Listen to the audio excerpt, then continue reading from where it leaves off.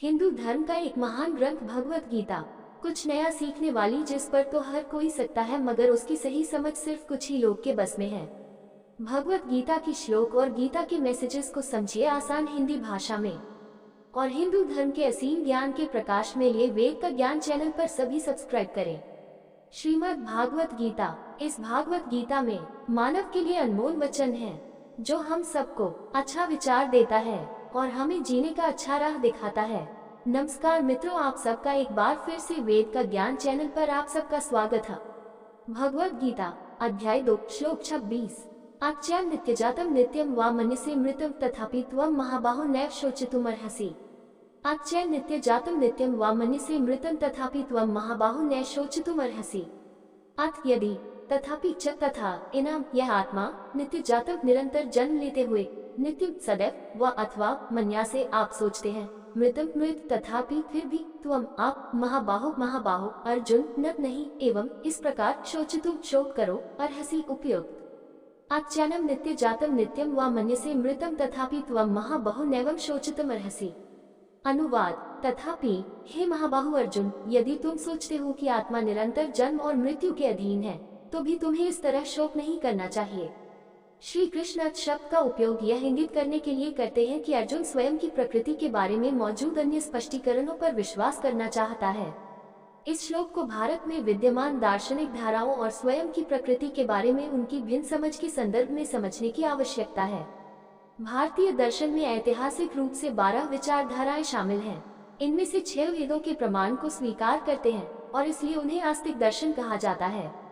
ये है मीमांसा, वेदांत, न्याय, वैशेषिक, सांख्य और योग। इनमें से प्रत्येक के भीतर और भी शाखाएं हैं। उदाहरण के लिए वेदांत विचारधारा को 6 स्कूलों में विभाजित किया गया है: अद्वैतवाद, द्वैतवाद, विशिष्टाद्वैतवाद, विशुद्धाद्वैतवाद, द्वैताद्वैतवाद और अचिंत्य भेदाभेदवाद। इनमें से प्रत्येक की अतिरिक्त शाखाएं हैं। उदाहरण के लिए अद्वैतवाद को दृष्टि सृष्टिवाद, अवच्छेदवाद, बिंब प्रतिबिंबवाद, विवर्तवाद, अजातवाद आदि में विभाजित किया गया है। हम यहाँ इन विद्यालयों के विवरण में नहीं जाएंगे। अभी यह जानना पर्याप्त है कि ये सभी विचारधाराएं वेदों को संदर्भ के प्रमाण के रूप में स्वीकार करती हैं। तदनुसार वे सभी शाश्वत अपरिवर्तनीय आत्मा को स्वयं के रूप में स्वीकार करते हैं। भारतीय दर्शन की शेष 6 शाखाएं वेदों की प्रामाणिकता को स्वीकार नहीं करती। ये है चार्वाकवाद, 4 बौद्ध विद्यालय, योगाचारवाद, मध्यमवाद, वैभाषिकवाद और स्वतंत्रवाद और जैन धर्म। इनमें से प्रत्येक की स्वयं की प्रकृति के लिए अपनी अपनी व्याख्या है। चार्वाकवाद में कहा गया है कि शरीर में स्वयं शामिल है और चेतना इसके घटकों के समूह का एक उत्पाद मात्र है। जैन धर्म कहता है कि आत्मा का आकार शरीर के समान है और इसलिए ये जन्म दर जन्म बदलता रहता है। बौद्ध विचारधारा एक स्थायी आत्मा के अस्तित्व को स्वीकार नहीं करती है और इसके बजाय यह मानती है कि जीवन भर से जीवन भर नवीनीकृत एनिमेशन की एक धारा होती है, जो व्यक्ति की निरंतरता सुनिश्चित करती है। ऐसा प्रतीत होता है कि श्री कृष्ण के समय में भी आत्मा की नवीनीकृत एनिमेशन और गैर स्थायित्व के बौद्ध दर्शन के संस्करण मौजूद थे। इसलिए वह समझा रहे हैं कि भले ही अर्जुन जीवन से जीवन तक स्वयं के नवीकृत एनिमेशन के इस दर्शन को स्वीकार करता है, फिर भी शोक करने का कोई कारण नहीं है। किसी को शोक क्यों नहीं करना चाहिए, इसे अब अगले श्लोक में समझाया गया है। भगवत गीता अध्याय 2 श्लोक 27।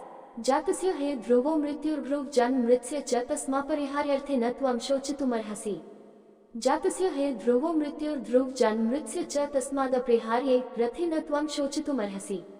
जातस्य जिसका जन्म हो चुका है, हाय के लिए, ध्रुव निश्चित, मृत्यु मृत्यु, ध्रुवम निश्चित, जन्म जन्म, मृत्स्य मृतकों के लिए, च तथा, तस्मात् इसलिए, अपरिहार्य अर्थे इस अपरिहार्य स्थिति में, न नहीं, त्वम आप शोचितुम विलाप अर्हसि उपयुक्त। जातस्य हे ध्रुवो मृत्यु ध्रुवम जन्म मृत्स्य च तस्मादपरिहार्ये रथे न त्वं शोचर्हसि। अनुवाद। जिसने जन्म लिया है उसकी मृत्यु निश्चित है और जो मर गया है उसके लिए पुनर्जन्म अपरिहार्य है, इसलिए आपको अपरिहार्य पर शोक नहीं करना चाहिए। अंग्रेजी भाषा में एक लोकप्रिय मुहावरा है, as sure as death। Benjamin Franklin ने कहा, जीवन में केवल मृत्यु और कर ही निश्चित है। जीवन में सबसे निश्चित बात यह है कि हम एक दिन मृत्यु से मिलेंगे।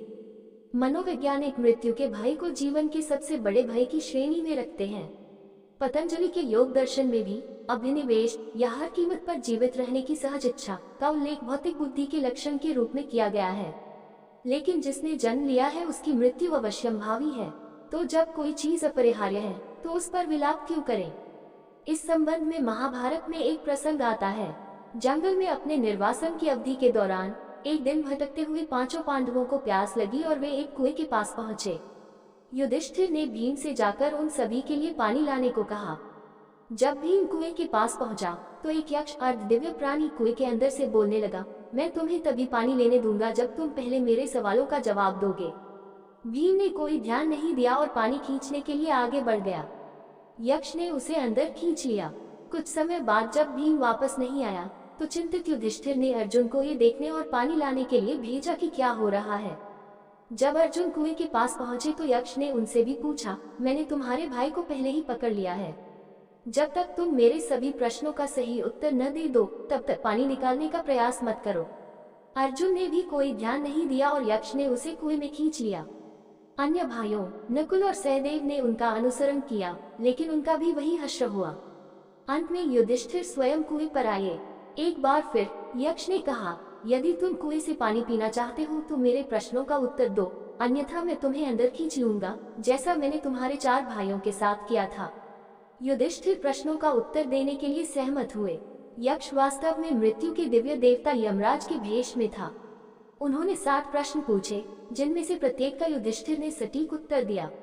इनमें से एक प्रश्न था, किम आश्चर्यम, इस दुनिया में सबसे आश्चर्यजनक चीज क्या है? युधिष्ठिर ने उत्तर दिया, अहन्य अहानि भूतानि गच्छन्ति हायमाल्यम शेष स्थिरत्वम इच्छन्ति किमाश्चर्यम तः परम। महाभारत V30। हर पल लोग मर रहे हैं। जो जीवित है वे इस घटना को देख रहे हैं, फिर भी वे यह नहीं सोचते कि एक दिन उन्हें भी मरना होगा। इससे अधिक आश्चर्य की बात क्या हो सकती है? श्री कृष्ण इस श्लोक में बताते हैं कि जीवन अपरिहार्य रूप से एक मृत अंत है और इसलिए एक बुद्धिमान व्यक्ति अपरिहार्य पर शोक नहीं करता है। दोस्तों, आप सबसे मेरा निवेदन है कि आप हमें सपोर्ट करें। वीडियो आपको अच्छा लगा हो तो लाइक शेयर सब्सक्राइब जरूर करें। धन्यवाद।